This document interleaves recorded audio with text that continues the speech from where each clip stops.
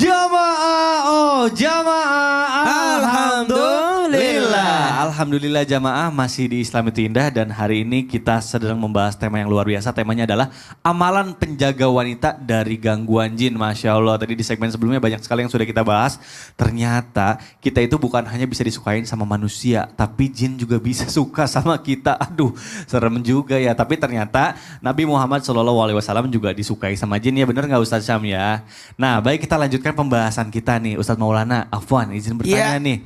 Apakah benar nih Ustadz ada nih ya kebiasaan-kebiasaan yang sering diremehkan oleh wanita yang membuat dirinya itu disukai gitu sama jin. Nah ini gimana mau menjaga justru dia yang mengundang. Nah itu dia, tapi kadang wanita ini gak sadar. Nah ini mohon penjelasannya kira-kira apa aja. Iya silakan baik, Guru. izin Sasam dan Ustaz Saida. Masya Allah tabarakallah. Buat semuanya jamaah yang lagi nonton, utamanya kaum wanita. Wahai wanita, hati-hati karena wanita bisa mengundang datangnya jin. Kenapa? Kalau tadi di segmen sebelumnya wanita karena sensitifnya, bapernya, suka nyendiri sehingga bisa diganggu jin. Dan ternyata ada kebiasaan wanita yang dalam hal ini justru kebiasaan inilah yang dilakukan wanita justru mengundang datangnya jin. Yang pertama membuka aurat. Hati-hati wahai wanita yang suka mengumbar aurat, membuka aurat, foto-foto yang terbuka aurat, memposting kemana-mana, selain mendatangkan penyakit ain, juga membahayakan buat dirinya, sehingga bisa kerasukan jin, karena dia sendiri yang mengundang. Maka kalau tadi Ustaz Sam mengatakan di segmen sebelumnya, bisa jadi dicintai jin. Dicintai jin ini dalam hal negatif. Karena bisa membahayakan dirinya. Menghalangi jodohnya lah. Susah mengandung, susah hamil. Dan susah malas ibadah. Ini hati-hati. Maka wanita-wanita yang suka membuka aurat. Bukan hanya dilihat oleh manusia. Tapi juga dilihat oleh bangsa jin. Dan yang paling membahaya juga. Buat wanita, kebiasaan yang dianggap sepele, tapi justru itu yang bisa mendatangkan jin, bahkan mendatangkan kemurkaan dari jin. Kalau tadi ada kecintaan, ya tapi kalau yang ini jinnya murka, marah. Kenapa? Karena dia menyiram air panas di tempat jin. Oh, di tempat atau jin. Lagi jin, anak jin lagi main. Di mana tuh tempat jin itu? Nggak enak aja. Mas, anak jin lagi main disiram tuh berarti ada tempat-tempatnya dong. Tempat-tempat yang maaf tadi sudah dikatakan yang disukai jin. Yang mana tempat yang disukai jin? Iya. Yang jorok, yang kotor. Oh. Lantas dia buang air panas, takutnya membahayakan, bahkan membuat sesuatu di lubang. Kan Nabi melarang. Maaf, astagfirullahaladzim. Membuang kotoran, buang hajat di bawah pohon, maaf di lubang-lubang, jangan sampai di situ tempatnya jin. Ah ini ya, ya Allah, bahaya banget ini, hati-hati. Makanya kalau kita masuk ke toilet, membaca doa auzubillahi minal hubusi wal habais, atau baca basmalah atau taus supaya ya jin yang ada di dalam keluar. Karena tempatnya jin adalah di situ tempat-tempat yang kotor. Nah, dalam hal ini kadang-kala wanita habis masak, buat mie instan, air kan dua kali penyaringan kan air panas. Bisa dibuang dulu. Dibuang gitu ya. dulu yang satu. Kan sudah ada tempat wastafel itu. Baik dibuang di tempatnya. Jangan langsung dibuang seperti ini. Atau ada jendela terus dibuang. Ini pengalaman tetangga saya ada kejadian. Nah, waktu kerasukan dia diobatin di ruqyah terus berteriak. Dia marah katanya. Kenapa? Karena anaknya disiram air panas. Kemudian nauzubillah summa nauzubillah. Tadi sudah dijelaskan oleh Ibu Ustazah Zaida. Bahwa kadangkala maaf saya pinjam kata-kata ini. Maaf wanita datang halangan. Itu kadangkala maaf membuang yaitu apa namanya itulah. Iya. Apa namanya? Pembalut. Ya itu. Pembalut. Ya tahu jamakan pembalut kan maksudnya. Dia buang sembarangan. Ini hati-hati. Bahkan mohon maaf. Kadang-kala wanita membawa kotoran. Ya. Tahu nggak kotoran di mana? Apa tuh? Di kukunya. Oh, tidak Nah, itu dibersihkan juga, ya? kalau kurang bersih bahaya. Bahaya ya. Wah, bersih banget sampai Bersih kinclong dong. gitu, Masya Allah. Baik jamaah, kita lanjutkan pembahasan kita. Nah, berarti kita udah tahu ya tempat-tempat yang disukai oleh jin. Nah, tapi saya pernah dengar juga katanya jin itu bisa berdiam atau bersarang di dalam tubuh wanita. Nah, ini emang bener ya? Makanya langsung aja kita tanya sama guru kita Ustaz Syam. Bener gak sih Ustaz Syam kalau jin itu bisa bersarang di tubuh wanita? Nah, ini mau penjelasan guru, silakan. Tapi guruku Ustaz Maulana, Ustaz Syaidah, Mas Mikdad serta guru-guru kami yang dimuliakan Allah Subhanahu wa taala. Bismillah, alhamdulillah, wassalatu wassalamu ala Rasulillah, amma ba'd. Maka ditanyakan, di mana titik-titik tertentu tempat bersarangnya syaitan atau syaitan di sini dalam bentuk jin. Yang pertama, Nabi SAW mengingatkan bagi kita semua bahwasanya ketika menguap hendaklah menutup dengan tangan kiri. Ketika menguap hendaklah menutup dengan tangan kiri dengan sesuatu ya, ditutup mulutnya karena jin atau syaitan itu masuk ke tenggorokan manusia. Ya, masuk ketika manusia sedang menguap. Maka titik pertama adalah di tenggorokan. Makanya seneng banget gibah gitu ya, seneng banget gosip karena banyak jinnya di sini, banyak setannya di dalam tenggorokannya. Akhirnya dia senang minum khamar, akhirnya dia senang membicarakan keburukan orang lain dibandingkan membicarakan prestasinya sendiri gitu ya, karena emang nggak punya prestasi gitu ya. Maka subhanallah cari-cari kesalahan orang supaya dirinya yang naik rankingnya, padahal emang nggak punya sesuatu untuk dibanggakan. Maka subhanallah ada setan masuk ke dalam tenggorokannya, itu yang pertama. Yang kedua, Nabi SAW mengingatkan bangun tidur itu ada yang namanya istinsyak atau membersihkan rongga hidung. Karena di sana juga tempat bersarangnya syaitan. Ya, kita sebut saya syaitan karena kalau kita generalisir menjadi jin, ada juga jin muslim yang beribadah kepada Allah Subhanahu wa taala. Tapi yang kita maksud adalah syaitan. Syaitan ini adalah dari kalangan jin. Ya, syaitan yang dari kalangan jin. Ada yang bersarang di antara dua alis ini karena di sini adalah rongga pernafasan. Makanya ada orang ruqyah biasanya dipencet sininya ini. Kenapa? Karena untuk mengeluarkan jin yang ada di sana, dan juga kita disunnahkan untuk istinsyak. Salah satunya untuk membersihkan daripada gangguan jin atau gangguan syaitan. Kemudian yang ketiga yang disebutkan tadi, kuku. Ya, di bawah kuku. Nabi SAW mengingatkan untuk senantiasa memotong kuku, menggunting kuku di setiap hari Jumat kalau itu adalah hari sunnahnya. Maka para wanita banyak yang memelihara kukunya, dipikirnya bagus gitu ya. Kalau memang dia muslimah dan mau menarik perhatian laki-laki muslim, tidak ada satupun laki-laki muslim yang suka dengan wanita yang panjang kukunya.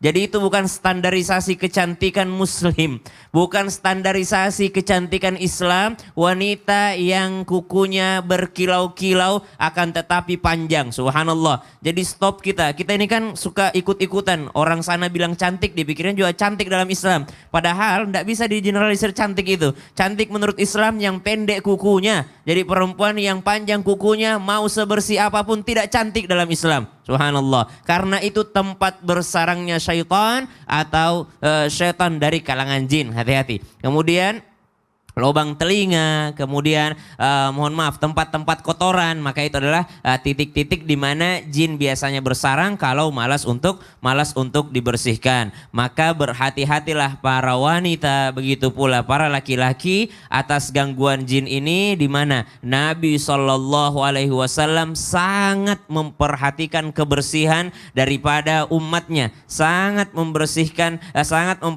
kebersihan, bukan hanya Nabi tapi perintah Allah Subhanahu wa taala dalam Al-Qur'an, innallaha yuhibbut tawwabin wa yuhibbul mutatahhirin. Sungguh Allah mencintai, menyukai orang yang bertaubat kembali kepada Allah dan orang yang senantiasa menyucikan dirinya. Mari bersihkan diri kita karena kebersihan itu adalah bagian daripada keimanan agar terhindar juga daripada gangguan syaitan dan jin. Wallahu taala alam. Baik, mudah-mudahan kita semua senantiasa memelihara kebersihan supaya dijauhkan dari setan yang termasuk dari jin yang suka mengganggu. Ya, nah ini Masya Allah nih, karena pembahasan kita seru sekali. Ini banyak sekali nih pertanyaan yang sudah masuk ke sosial media Islam itu Indah. Makanya langsung aja yuk kita sekarang masuk ke segmen Tanya Dong Ustadz. Kami semua tanya dong Ustadz. Baik jemaah, kalau biasanya kita menjawab pertanyaan dari sosial media, untuk yang pertama ini ada yang beda karena kita akan bacakan melalui surat yang sudah masuk ke tim Islam itu indah. Bismillahirrahmanirrahim. Langsung Di situ- aja di situ saya akan aja, bacakan di ya. sini pertanyaannya. Masya Allah. Baik, ini dari jamaah yang ada di rumah nih. Wow, boleh dilihat dulu. Tuh, tulisannya Masya Allah nih, bagus banget nih. Baik, Banjarmasin 1 Agustus 2022. Assalamualaikum warahmatullahi wabarakatuh. Waalaikumsalam warahmatullahi wabarakatuh. Saya punya cerita nih. Badan saya itu sering sakit-sakit dan abis maghrib saya sering ngeliat sosok yang tak kasat mata. Dan bentuknya aneh-aneh Ustadz. Saya sudah berobat ke rumah sakit, bahkan ke orang pintar. Tapi dokter bilang saya tidak punya penyakit medis dan tidak mendapat hasil. Bahkan saya juga sudah ruqyah.